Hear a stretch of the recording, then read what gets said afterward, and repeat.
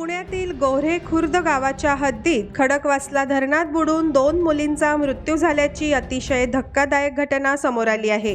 लग्नानिमित्त बुलढाण्याहून आलेल्या 9 मुली कपडे धुण्यासाठी नदीकाठी गेल्या होत्या। यावेळी त्यांच्यापैकी एक मुलगी पाय घसरून पाण्यात पडली, तर तिला वाचवण्यासाठी 8 जणींनी पाण्यात उडी घेतली। मात्र दुर्दैवाने त्याही पाण्यात बुडू लागल्या, परंतु 7 जणींचे प्राण वाचले असून 2 जणींना जलसमाधी मिळाली आहे। 9 पैकी 8 जणींचे वय 16 वर्षांखालील होते।